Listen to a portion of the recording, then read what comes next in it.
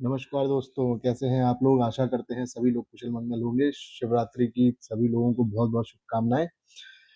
तो आज हम लोग बात करने वाले हैं इस वीडियो में बहुत ही इम्पोर्टेंट डिस्कशन करने वाले हैं कि ये जो फॉल हुआ था 29 जैन को, ये लगभग 20-21% का और सिल्वर के अंदर 30% का जो फॉल आया था, ये हुआ क्यों था? किस वजह से इतना बड़ा? क्या ये गोल्ड क्रैश था या ये जानबूझ के कराया गया एक लिक्विडेशन स्वीप था? इस वजह से किस वजह से ये सब हो रहा है? यूएस में बैंक्स को लेकर न्यूज़ आई है कि बैंक कोलैप्स होना शुरू हो चुके हैं और 2023 के बाद ये मेजर न्यूज़ है कि बैंक्स कोलैप्स हुए हैं। 2026 की जनवरी में ही एक मेट्रोपॉलिटन करके बैंक है जो ऑलरेडी कोलैप्स हो चुका है। और मार्जिन कॉल्स को लेकर क्या अपडेट आया था जिसकी वजह से ये शार्प करेक्शन मिलने हुई, ये सब है क्या? इसका पूरा एक गेम प्लान क्या था? जापान का इसमें क्या रोल है? तो इन सारी चीज़ों पे हम लोग बात करते हैं कि देखिए एक सबसे इम्पोर्टेंट चीज़ क्या होती है कि ये जो इतना बड़ा फॉल था ये क्या है? ओवरऑल फंडामेंटली कुछ चेंज नहीं हुआ है। गोल्ड को एक सेफ हेवन माना जाता है, जियोपॉलिटिकली टेंशन्स बनी हुई हैं। हाँ, इस समय अभी थोड़ी-सी ट्रेड ट्रेड ऑफसेट्स को लेकर चीज़ें थोड़ी-सी इंडिया और यूएस के अंदर थोड़ा-सा बेटर हो रहा है, लेकिन ऐसा नहीं है कि सारी जगह पे यूएस ने अपने ट्रेड डील्स फाइनलाइज़ कर ली हैं। अभी भी जियोपॉलिटिकल इश्यूज़ है, ईरान को लेकर डर बना हुआ है, यूरोप में भी खलबली मची हुई है। तो डेनमार्क वाला इश्यू भी, अभी ग्रीनलैंड इश्यू भी शांति में ही है, बस खत्म नहीं हुआ है। तो बट ये है क्या? क्या ये जियोपॉलिटिकल क्रंच था? चीज़ें सही हो रही थी? तो मेरा जवाब है नहीं, ऐसा कुछ नहीं है। एक्चुअली इसके बहुत सारे पैरामीटर्स हैं, एक-एक करके बात करते हैं। सबसे पहले आप इस चीज़ को समझिए कि मार्जिन कॉल्स। अब ये मार्जिन कॉल्स के बारे में मैं आपको थोड़ा-सा बताता हूँ। जब भी मार्जिन कॉल्स होती है, मतलब होता क्या है कि गोल्ड और सिल्वर को आप जब खरीदते हो तो ₹10 की चीज़, ₹100 की चीज़ आप ₹10 में ले सकते हो। इस तरीके की लिवरेजेस होती हैं। तो मोटा-मोटा आप मान के चलिए कि जो गोल्ड एक्सचेंज पे जो ट्रेड होता है, 3 तरीके के मेटल एक्सचेंजेस हैं पूरी दुनिया में, जिसमें शिकागो का है मेटल एक्सचेंज, एक उसमें आता है, एक लंदन मेटल एक्सचेंज भी है और शंघाई मेटल एक्सचेंज है। तो इसमें होता क्या है कि मेटल एक्सचेंजेस के पास सारा फिजिकल मेटल होता है, गोल्ड और सिल्वर, ठीक है? तो यहीं पे सारी मोहर लगाई जाती है। बट एक्चुअली में होता क्या है, पेपर ट्रेड्स, मतलब पेपर मेटल्स के अंदर पेपर ट्रेड, मतलब जो आप ट्रेड करते हो फिजिकली नहीं, और जो आप फिजिकल गोल्ड खरीदते हो, दोनों में हमेशा मार्जिन चल रहा था, मतलब उसमें थोड़ा बहुत गैप रहता है और वो 15 से 20% तक पहुंच गया था भारत में और 40% तक तो चल रहा था जापान, चाइना वगैरह में। तो मतलब आप जब फिजिकल गोल्ड खरीदते हो, जो ऑनलाइन आप ट्रेड कर रहे हो, उन दोनों में मतलब टेक्निकल ट्रेड्स करते हो, तो उन दोनों में प्राइसिंग का डिफरेंस होता है। और ये डिफरेंस हो रहा था ड्यू टू लिक्विडेशन लिवरेजेस, मतलब आप जब फिजिकल गोल्ड खरीदते हो तो आपको पूरा मार्जिन पे करना पड़ता है, मतलब ₹100 की चीज़ है, ₹100 आपको पे करना पड़ता है, दैट इज़ फिजिकल गोल्ड। तो उसमें प्राइस वॉलेटिलिटी और बहुत ज़्यादा लिक्विडेशन मार्जिन्स, इन सब का कोई रोल नहीं होता है। मान लीजिए एक्सचेंज पे आप ट्रेड कर रहे हो, आज आप ₹10 की, ₹100 की चीज़ ₹10 में खरीदो, कल मैं आपको बोल दूँ कि भाई अब तुमको इसमें ₹50 डालने पड़ेंगे, और वो ₹40 का गैप ज़रूरी नहीं है आपके पास हो। तो ये एक इम्पोर्टेंट चीज़ था। तो था क्या कि जितने भी बैंक्स थे वो हाई लिवरेज थे, मतलब उन्होंने पूरा ठूस-ठूस के पोज़ीशंस शॉर्ट बना रखी थी अपनी, सारे बैंक्स में, जिसमें बड़े-बड़े बैंक्स थे, जेपी मॉर्गन का नाम आपने सुना होगा। तो उसमें आपको एक एग्ज़ाम्पल लेकर एक लेटेस्ट डेटा भी आया है कि जेपी मॉर्गन बैंक ने अपनी सारी शॉर्ट्स पोज़ीशन बना के लॉन्ग की तरफ कैरी कर ली है। ये एक इम्पोर्टेंट डेटा है, ये लास्ट दिसंबर, नवंबर, दिसंबर के आस-पास उन्होंने सारा सा, और वो बहुत बड़ा डेटा है, 750 मिलियन आउंसेस का डेटा है। मतलब आप समझो उनके पास इतना गोल्ड रिजर्व उन्होंने कर लिया, और ये सब किया क्यों है? क्योंकि वो चाहते थे कि मार्केट गिरे। ये इनकी प्लानिंग थी, और जेपी मॉर्गन हमेशा ऐसा ही खेलता चला आ रहा है। वो पूरे गोल्ड एक्सचेंज, मतलब पूरे मेटल एक्सचेंज को वो एक तरीके से समझ लीजिए मैनिपुलेशन चलता था, मैनिपुलेट करता था, लिवरेजेस इतने रहते थे कि वो हमेशा प्राइस को मैनिपुलेट, जब भी प्राइस ऊपर जाता था वो उसको शूट डाउन कर देता था, मार्जिन कॉल्स वगैरह को मैनेज करने के लिए। इसलिए जेपी मॉर्गन लेकिन अब की फँस गया। फँसा किसकी वजह से? वो फँसा है जापान, वो फँसा था चाइना के लिए, चाइना की वजह से, वो फँसा है भारत की वजह से, क्योंकि भारत में हम लोग के यहाँ जो लोग हैं वो हमेशा से फिज़िकल गोल्ड के ऊपर मानकर चलते हैं। आज भी लोग हमारे यहाँ, पुराने ज़माने में लोग बोलते थे गोल्ड इज़ एक्चुअली एसेट, और लोग हमेशा गोल्ड को बचा के रखते हैं। समय कैसा भी रहा हो, कैसे भी जाऊँ, हम लोग के हर घर में गोल्ड आपको मिलेगा ही मिलेगा। इसी वजह से चाइना जप भारत जो है बहुत बड़ा बायर रहा है। मार्केट में फिज़िकल गोल्ड खरीदने में सबसे बड़ा योगदान भारत का रहा है, और इसके इसके लिए हमारे पूर्वज ही रिस्पॉन्सिबल है, क्योंकि उन्होंने हमारे दिन बुद्धि में घुसेड़ा हुआ है कि भाई और आज हमको उसका फायदा भी मिल रहा है। यूएस की हालत खराब है, क्योंकि लिवरेज की वजह से बहुत सारी पोजीशंस का लिक्विडेशन इशू क्रिएट हो गया, और जब मार्जिन कॉल्स को बढ़ाया गया लगातार 3 बार 2 हफ्तों में, मतलब आप समझो 18% तक चला गया मार्जिन कॉल्स का रिक्वायरमेंट। ये देख रहे हो 18% चला गया, गोल्ड में 9% तक पहुंच गया। तो ये 2 से 3 बार हुआ है। इसकी वजह से बैंक, आप समझो ये बैंक का मैं नाम बता रहा हूँ, ये बैंक है मेट्रोपॉलिटन कैपिटल बैंक और ट्रस्ट, ठीक है। ये फेल हो गया, यूएस बैंक का फेलियर हो गया, और इसको फिर इसको इसकी देखे आप यहाँ पे, और ये 30 जनवरी को क्लोज हो जाता है। इतने एसेट्स इसको एफडीआईसी पूरा टेक ओवर करता है।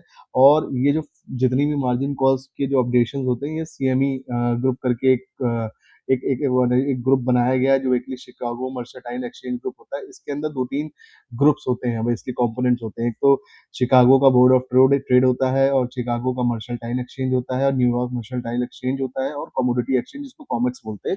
इन सबको मिला के शिकागो ये बनाया गया था आपका सीएमए ग्रुप, जिसको हम लोग बोलते हैं शिकागो मर्सेंटाइल एक्सचेंज ग्रुप। और इसका फंक्शन बेसिकली होता था कि ग्लोबली लेवल पे आपको ये ट्रेड करने में हेल्प करता है, इंटरेस्ट रेट्स को, इक्विटीज को, फॉरेन एक्सचेंजेस को, एग्रीकल्चर प्रोडक्ट्स को, एनर्जीज और मेटल को ग्लोबली आपको ट्रेड करने में ये हेल्प करता था।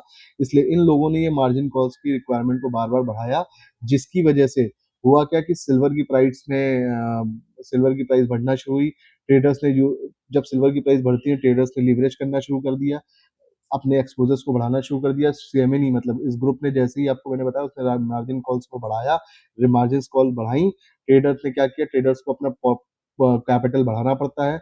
जिसके पास कैपिटल होता है वो अपनी पोजीशन सेव कर सकता है, लेकिन जिसके पास नहीं होता है उनको अपनी पोजीशन काटनी पड़ती है, और इसी वजह से ये एक्सेलरेट होना शुरू हो जाता है। इसी वजह से इतना तेजी से लिक्विडेशन इशू हुआ, और जिनके पास पैसे नहीं थे उन्होंने अपनी पोजीशन काटना शुरू कर दी, और प्राइस काटते काटते प्राइस ड्रॉप ड्रॉप हो गया। तो ये कोई फंडामेंटल चेंज नहीं था, ये केवल मार्केट में लिक्विडेशन क्रिएट किया गया कि जिनके पास कैपिटल नहीं है, वो ऑब्वियसली जो छोटे प्लेयर्स हैं वो मार्केट से बड़े बाहर निकल गए हैं। जो वीक 2 वीक 3 वीक 1 महीना 2 महीने से इन पोजीशंस में आए हैं, छोटे मोटे रिटेलर्स, वो सब बाहर निकल गए, क्योंकि ये मार्जिन कॉल जब बढ़ती है तो आपको लिवरेज मनी को बड़ा कैपिटल से प्रोटेक्ट करना पड़ता है।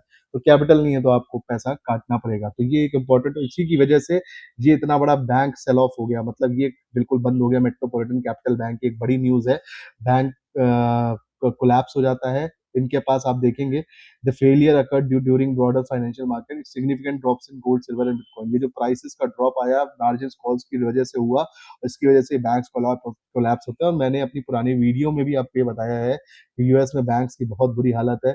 बहुत सारे बैंक्स हैं, जेपी मॉर्गन भी उसमें एक बहुत बड़ा नाम था। इन लोगों के ऊपर लगातार सुई नोक टहल रही है। इनके पास पैसे नहीं है, इन्होंने लिवरेज यूज किया हुआ है, बैलेंस शीट में घपलेबाजी करी हुई है। चाइना इसको जानता था, इसीलिए चाइना ने इनको धमकी भी दी थी कि भाई, और इस धमकी में उन्होंने क्लियरली बोला था कि भाई मेरे को मेरा पैसा गोल्ड और सिल्वर फिजिकली चाहिए। उन्होंने शॉर्ट बना रखी, उन्होंने बोला मेरा को माल दो, और इस वजह से वो लोग परेशान थे। यहाँ तक कि जो इन लोग की इंश्योरेंस लॉयड इंश्योरेंस कंपनी है, जो इन लोग को इंश्योरेंस प्रोवाइड करती है, उसने भी इनको बोल दिया था भाई फिजिकल दिखाओ, माल दिखाओ, वरना तुम लोग को हम आपका इंश्योरेंस आगे वो बढ़ाएंगे नहीं। और वो 30 जनवरी के बाद की डेट थी, और उसके बाद आपने देखा 30 जनवरी के बाद क्या खतरनाक लिक्विडेशन होता है। 30 जनवरी, मतलब आप समझ लीजिए 30 जनवरी की वो लास्ट डेट थी कि इन लोग के इंश्योरेंस एक्सपायर होने वाले थे। और यहाँ तक कि यूएस सेक्रेटरी ने भी बोला था, ट्रेजरी सेक्रेटरी ने, कि तुम अगर माल नहीं दिखाओगे तो तुम लोग को जेल जाना पड़ेगा 20-20 साल के लिए। तो इन लोग की हालत खराब थी। और 30 तारीख के बाद से ही 29-30 तारीख से देखिए आप क्या जबरदस्त गेम तैयार किया जाता है। ये देखिए 29 तारीख से सेल ऑफ होता है, और ये होते होते कितना जबरदस्त सेल ऑफ हो जाता है। और ये सभी में हुआ था, गोल्ड सिल्वर एंड बिटकॉइन में के अंदर भी प्राइसेस में करेक्शन आया था। तो ये एक बहुत बड़ा रीजन रहा है कि एक तो आपने मार्जिन कॉल्स बढ़ा दी, दूसरा उस मार्जिन की कॉल की वजह से आपकी जो बैंक्स है वो कोलैप्स हो जाते हैं। बहुत सारे रिटेल ट्रेडर्स बाहर निकल जाते हैं गेम में, जिनका पैसा नहीं था। वो हेज फंड्स जो बैठे हुए थे, वो हेज फंड्स के पास अगर पैसा नहीं होगा तो वो अपनी पोजीशंस क्या करेंगे, आखिरी में काटेंगे और अपनी एक साइड पोजीशन लेके जाएंगे। जब भी काटेंगे तो प्राइस काटने, उनकी मजबूरी थी, वो प्राइस अपनी पोजीशंस को काटते हैं, और प्राइस काटने के बाद प्राइस शार्पली ड्रॉप हो जाता है। तो $120 से आप समझो, $120 से प्राइस गिर के शॉर्ट $70 के नीचे चला जाता है सिल्वर का। तो एक ये रीजन बहुत रहा कि मार्जिन इंड्यूस हुआ, इस वजह से जो वो था क्या कहते हैं, प्राइसेस वो शूट डाउन हो जाते हैं। अब इसमें इंपॉर्टेंट, भारत कैसे, सिर्फ भारत 6,000 टन से ज्यादा सोना फिजिकल खरीद चुका है। तो समझिए आप चाइना भी फिजिकल खरीदे पड़ा है, उसने बोल दिया है कि ट्रेजरी बॉन्ड से हम बाहर निकल रहे हैं, क्योंकि यूएस की जो राजनीति रही है, जिस तरीके का वो प्ले ऑन कर रहे हैं ट्रंप साहब, तो चाइना को अब भरोसा नहीं है उनके पेपर डील्स के ऊपर। उन्होंने 1.3 ट्रिलियन का ट्रेजरी बॉन्ड था 2014-15 में और लगातार बेच रहे हैं।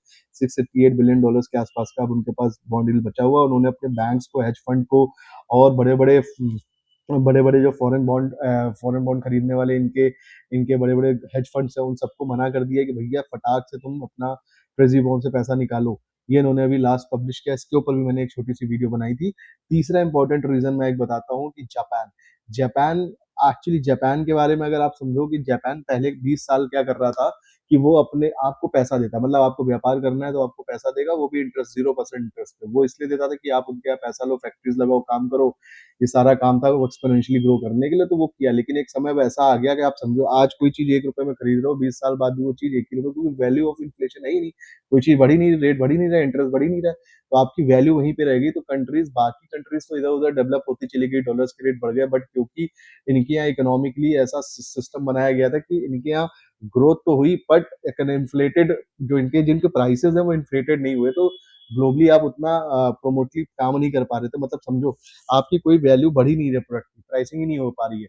आप अभी भी 20 साल 15 साल पहले के रेट्स पे काम कर रहे हो, और आज के टाइम पे ये आया कि इन्फ्लेशन हिट होने लगा और उनके जो प्राइम मिनिस्टर है उन्होंने उठा के सीधे धीरे इन्फ्लेशन अपने इंटरेस्ट रेट्स को बढ़ाना शुरू किया। धीरे धीरे बढ़ा के 0.75 बेसिस, मतलब 75.75% इंटरेस्ट बढ़ा दिया। अब इससे क्या हो रहा है, जो बड़े बड़े बैंक्स ने, बड़े बड़े व्यापारियों ने इनसे पैसा लिया था काम करने के लिए, अब वो टेंशन में आ गए। वो बोल रहे हैं कि भाई जितना भी पैसा है गोल्ड सिल्वर से निकालो और फटाक से जो भी एसेट्स है, तो एसेट्स में आपके गोल्ड एंड सिल्वर्स, बिटकॉइंस वगैरह जो भी इनके एसेट्स बनाते हैं ये लोग, उसको वो पैसा निकाल के वापस से इनको वापस कर रहे हैं। क्योंकि इन्होंने बोला है कि जो नई लेडी आई हैं उन्होंने बोला है कि मैं आगे भी इसको बढ़ाऊंगी, जिससे कि मैं अपने देश के इन्फ्लेशन को थोड़ा सा, इन्फ्लेटेड प्राइसेस को थोड़ा सा कंट्रोल कर सकूं, इसलिए मुझे इंटरेस्ट रेट्स को बढ़ाने पड़ेंगे। तो समझिए हो क्या रहा है कि अब जापान भी अगर इंटरेस्ट रेट बढ़ाएगा तो वो चाहते हैं कि और इंटरेस्ट रेट बढ़ने से अच्छा भैया जो अभी ब्याज दर है उसी पे उसको उठा के पैसा दे दो, अपने एसेट्स को सेल ऑफ कर रहे हैं। तो ये भी एक रीजन है कि जापान ने इंटरेस्ट रेट बढ़ाना शुरू किया है, जिसकी वजह से यूएस के ट्रेजरीज जो बॉन्ड यील्ड्स हैं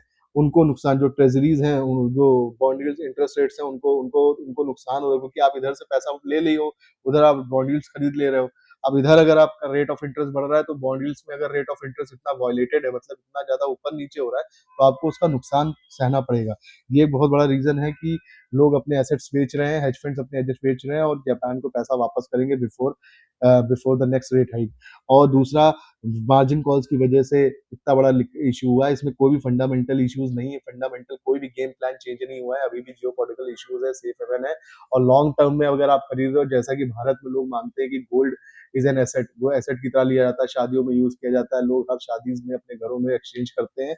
इसी वजह से हमारे दादा नानी की कहानी की वजह से ही आज भारत सबसे बड़ा बायर है गोल्ड का और सिल्वर का, और रेट्स बढ़ रहे हैं। और जो चाइना है उसने भी बहुत माल खरीदा है। चाइना और भारत की वजह से ही ये जितने भी बैंक्स हैं बड़े, यूएस के जितने भी बड़े बैंक्स हैं वो फंस गए हैं। उनको फंसाने वाला कौन है? यही दो लोग हैं, भारत और चाइना। उनको लगा कि वो लेवरेज पे बैठे हैं, मैनेज कर लेंगे। और ये जेपी मॉर्गन बैंक आपने नाम सुना होगा, ये हमेशा मैनिपुलेट करता ही था, लेकिन इस बार ये फंस गया क्योंकि यहाँ पे वो प्राइस शूट अप होते चले गए और इधर उसने सोचा कि मैं शॉर्ट सेल करके निकल जाऊंगा, इसीलिए उन लोगों ने प्राइसेस गिराए। लेकिन फिर से लॉन्ग टर्म में आप मान के चलिए ये प्राइसेस आगे बढ़ने ही वाले हैं। तो हमारे भारत में और चाइना में भी माल खरीदा ही जा रहा है, और धीरे धीरे मुझे लगता है और भी कंट्रीज इसमें इन्वॉल्व होंगी। प्राइसेस अब बैंक्स के अगर आप चेक करोगे, जेपी मॉर्गन इटसेल्फ फंस चुका है, शॉर्ट्स पोजीशन काट के लॉन्ग जा चुका है। तो आप समझो ये सब इंडिकेटर्स हैं, ये सिर्फ लिक्विडेशन इश्यू था, जिनके पैसे नहीं थे वो पोजीशंस क्लियर ऑफ हो गई हैं। अब ये वापस से एक नया बूम, वापस एक नया हाई 6,000 7,000 डॉलर्स तक जाने की तैयारी है गोल्ड की। और मुझे लगता है 200-300 आउंसेस के डॉलर्स के आसपास ये सिल्वर भी जा सकते हैं। तो इन सब मिथ्स में मत फंसिएगा। Asset is an asset. और बिटकॉइन के बारे में मैं अलग से एक वीडियो बनाऊंगा। फिलहाल ये एक इंपॉर्टेंट रीजन थे जिसकी वजह से इतना बड़ा सेल ऑफ आया और ये सारे चीजें हुई। आशा करते हैं आपको हमारी वीडियो पसंद आई होगी। अगर हमारी वीडियो आपको इन्फॉर्मेटिव लगी हो और आपको ये लगा हो कि हाँ भाई इससे मुझे कुछ इन्फॉर्मेशन मिली है, और तो प्लीज़ अपने दोस्तों को इसको शेयर करिएगा, वीडियो को लाइक करिएगा, कमेंट्स करिएगा अगर कुछ आपको जानकारी चाहिए हो, और प्लीज़ चैनल को सब्सक्राइब करिएगा। धन्यवाद।